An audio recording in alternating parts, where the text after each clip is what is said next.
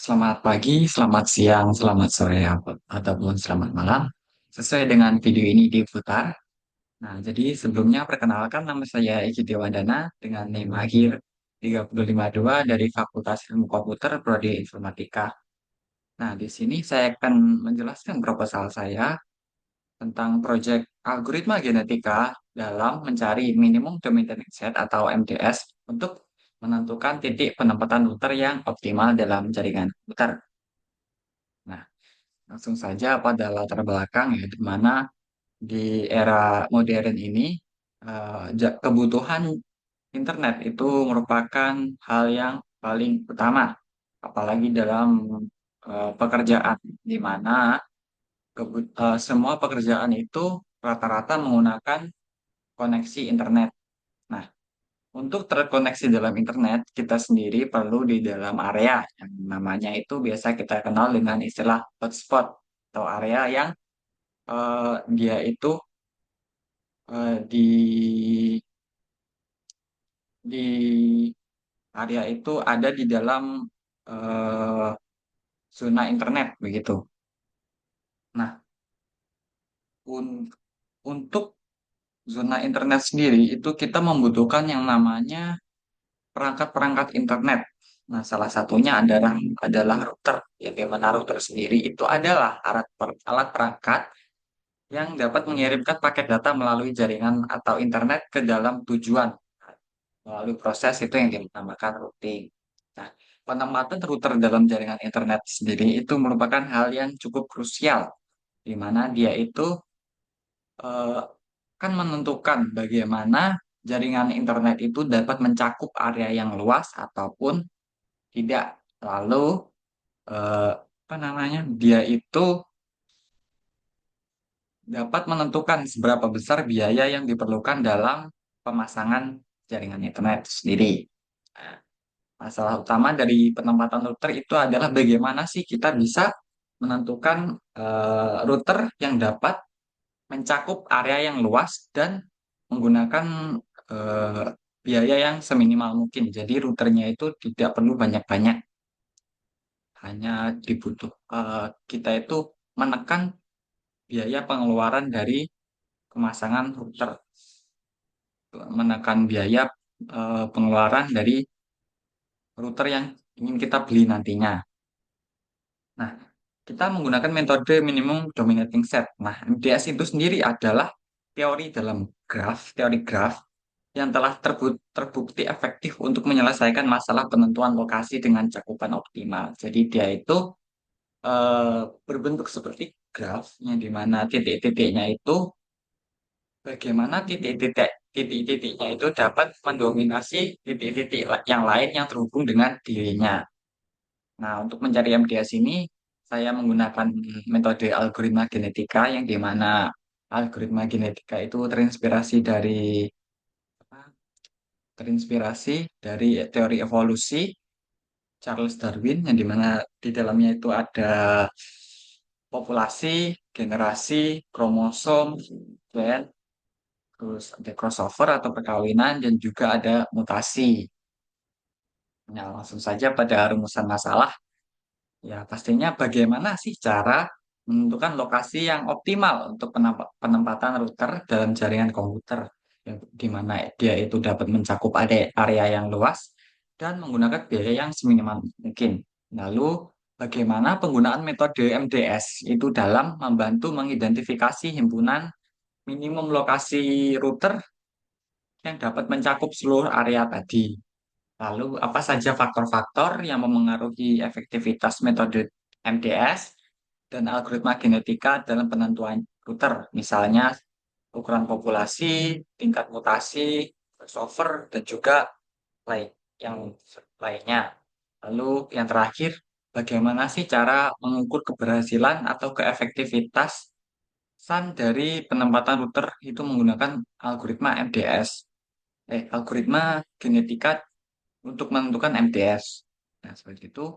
Lalu ada tujuan dari proyek ini yaitu kita itu dapat menentukan lokasi optimal untuk penempatan router dalam jaringan komputer dengan menggunakan MTS sehingga memastikan cakupan sinyal itu dapat maksimal dan menggunakan biaya yang seminimal mungkin. Lalu bisa mengembangkan algoritma optimasi berbasis GA atau genetic algorithm yang mampu mengeksplorasi ruang solusi secara efisien untuk menemukan solusi terbaik tanpa terjebak pada lokal optimum. Lalu yang ketiga, menganalisis efektivitas kombinasi metode MTS dengan algoritma genetika dalam performa peningkatan jaringan. Lalu mengidentifikasi pengaruh parameter algoritma genetika seperti ukuran populasi, mutasi, dan jumlah generasi terhadap kualitas solusi yang dihasilkan. Untuk bab 2 sendiri sudah dijelaskan tadi apa itu router, apa itu MDS, dan apa itu algoritma genetika. Langsung saja pada bab 3 yaitu metodologi penelitian yang digunakan. Nah, yang pertama itu kita modelkan dulu jaringan komputer itu sebagai suatu graf. Nah, saya ambil contoh di sini ada 10 node atau 10 titik yang dimana dia itu terhubung seperti yang ada di gambar graf ini. Nah, setiap titik-titik di sini itu adalah eh, tempat yang berpotensi untuk ditempati router atau tempat potensi router itu diletakkan. Seperti itu. Lalu kita melakukan pengembangan algoritma genetika atau kita uji lah algoritma genetika untuk menemukan MTS ini. Yang pertama kita melakukan inisialisasi populasi. Nah, untuk contoh saya menggunakan 20 populasi terlebih dahulu. Nah, di mana populasi ini itu terdapat individu-individu. Nah, individu-individu ini itu diambil dari vertex-vertex acak yang ada di himpunan semesta ini. Dia itu membuat himpunan baru dari himpunan semesta yang dimana dia itu mengambil vertex-vertex secara acak. Begitu lalu kita evaluasi fitnessnya. Jadi kita menghitung nilai fitness. Nah, nilai fitness sendiri itu kita ambil dari bagaimana himpunan itu dapat mendominasi himpunan lain dan juga seberapa besar dari ukuran dari himpunan dominasi tersebut. Misal, di sini ada 24 untuk individu pertama, dua itu dia mendominasi 0, 5, 6 dan dirinya sendiri. Lalu 4 itu mendominasi 1 dan 9, lalu dirinya sendiri. Nah, ini masih ada titik-titik yang belum terdominasi, yaitu titik 3, 7, dan 8. Maka fitness point individu pertama itu adalah infinity, karena dia masih belum optimal dalam mendominasi titik-titik lain. Nah, kita cari contoh yang sudah optimal, yang kemungkinan optimal yaitu individu ketujuh yaitu 2, 3, 6, 7, 9. Nah, dia itu memiliki nilai fitness point 5. Kenapa 5? Karena besar himpunan dominasinya itu adalah 5. Nah, jadi semakin kecil ukuran himpunan dominasi atau nilai fitness point itu maka semakin optimal juga solusi yang diberikan. Ini kan 5, ini ada 6. Nah, misal ini individu ketujuh, 2, 3, 6, 7, 9, 2 itu sudah mendominasi area sini, 6 mendominasi 2 dan 6, 3 itu mendominasi 7, 8, dan 3, lalu 9 dia itu mendominasi 4, 9, dan 4. Nah, di satu ini juga terdominasi 3 tadinya. Dia itu sudah mendominasi semua titik yang ada, maka dia itu memiliki nilai fitness yang sudah dapat dihitung lah. Jadi 5. Ini berarti dia itu kemungkinan itu optimal seperti itu. Lalu seleksi yang saya gunakan itu adalah seleksi rank based, di mana dia itu memilih setengah dari populasi eh, tergantung dari nilai fitnessnya. Jadi kita pilih nilai fitness dari setengah populasi itu kita pilih yang paling bagus. Itu nah, nantinya dia itu bakal dilakukan crossover atau perkawinan. Nah, di sini individu-individu yang dihasilkan, semisal individu 1 sampai 10. Nah, ini setengah dari populasi yang tadi yaitu populasi 20 populasi. Nah, ini untuk 10 ini masih infinity karena eh, tidak ada lagi himpunan yang memenuhi persyaratan. Yaitu em, kemungkinan itu dipilih juga ada gitu. Nah, terus kita lakukan uniform crossover, yaitu kita itu eh, membuat individu baru dari gabungan kromosom antara kedua orang tua sesuai dengan peluang dari crossover itu sendiri. Nah, kita misal gunakan peluangnya itu, peluang crossover itu 0,5. Berarti dapat kita gambarkan eh, pattern dari crossover itu sendiri. Misalnya ini P1 dan P2, ini parent 1, parent 2. Parent 1 itu punya gen yaitu G1, G2, G3 sampai G ke N. P2 itu juga punya gen H1, H2, H3 sampai H ke N. Nah, child atau anak dari mereka itu memiliki gen C1, C2, dan C3 sampai seterusnya. Nah, CN atau gen dari anak ini tadi itu didapatkan dari gen parent 1 yang memiliki kemungkinan atau peluang 0,5 dan parent 2 yaitu peluangnya juga 0,5. Misal kita bisa gambarkan di sini parent 1 itu misal 2, 3, 6, 7, 9 ini, parent 2 itu 1, 3, 6, 8, 9. Nah, dengan peluang 0,5 misalnya child-nya itu dari gen pertama atau indeks pertama gennya itu mewarisi parent 2, maka selanjutnya ada kemungkinan dia itu mewarisi parent 1, lalu parent 2 lagi, lalu parent 1 lagi, lalu parent 2. Jadi berselingan. Nah, ini child ini dapat dihasilkan. Child yang dapat dihasilkan itu antara 1, 3, 6, 7, 9 atau 2, 3, 6, 8, 9. Gitu.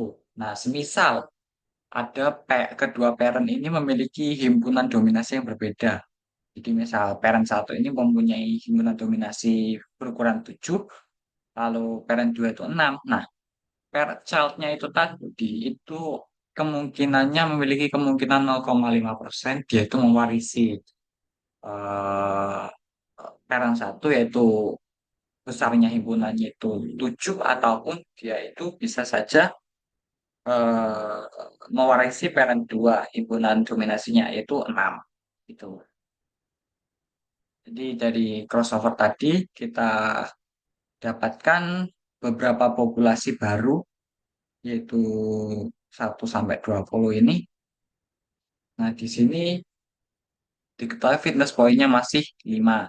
Lalu kita lakukan vertex based mutation. Nah, vertex based mutation ini kita melakukan mutasi pada individu secara acak dengan dia itu kita itu mengecek apakah suatu himpunan himpunan I itu adalah himpunan yang kita dapat dari himpunan semesta. Nah, jadi kita ambil vertex acak yang ada di dalam himpunan semesta ini, kita cocokkan apakah dia itu ada di dalam himpunan suatu individu atau tidak. Nah, jika ada, dia itu bakalan dihapuskan dari himpunan individu. Nah, tapi jika tidak ada, maka dia itu akan ditambahkan ke dalam suatu individu. Misalkan eh, kita punya child satu.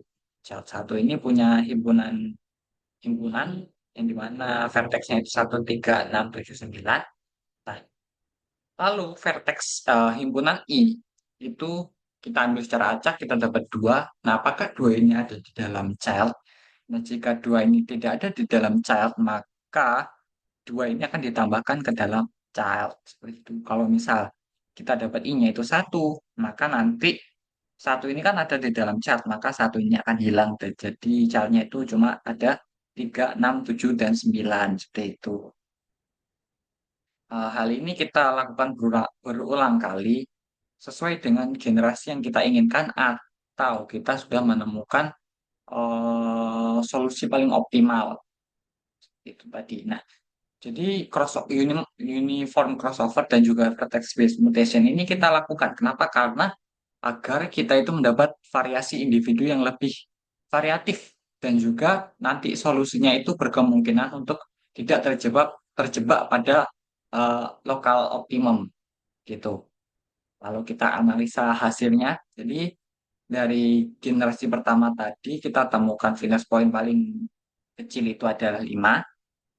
Nah, dengan mutasi rate 0,1 dan eh, populasi 20 kita temukan 5. Nah, sedangkan pada generasi kedua, generasi selanjutnya itu kita temukan fitness point yang paling kecil adalah 4, yaitu 2, 3, 4, 6. Ini punya 4 fitness point. Berarti dia itu yang paling kecil 4. Nah, ini berarti kita membuka kemungkinan bahwa nantinya pada generasi-generasi selanjutnya itu kita dapat menemukan iterasi menemukan fitness point yang lebih kecil, mungkin 2 atau ini 3. Nah, 3 ini adalah fitness point yang paling optimal karena dilihat dari graf sendiri, jika kita menempatkan router pada 3, 2, dan 4, maka kita akan mencakup semua area yang ada di dalam graf ini. Ya, berarti 2, 3, 4 itu adalah solusi yang kita inginkan dari algoritma genetika tadi. Nah, ini karena saya menggunakan 20 populasi dan juga hanya berhenti pada generasi kedua, jadi belum bisa diketahui bagaimana solusi ini bekerja. Nah, tapi kita sudah mendapatkan gambaran dari eh, algoritma genetikanya itu sendiri. Jadi memungkinkanlah kita dapat hasil fitness point 3 atau solusi yang paling optimal ya tadi. Nah, untuk bab 4 yaitu daftar pustaka ya seperti ini. Nah, jadi saya rasa itu saja dari penjelasan proposal saya. Jika ada salah kata ataupun penjelasan yang kurang jelas, saya mohon maaf. Ya, saya tutup. Selamat sore.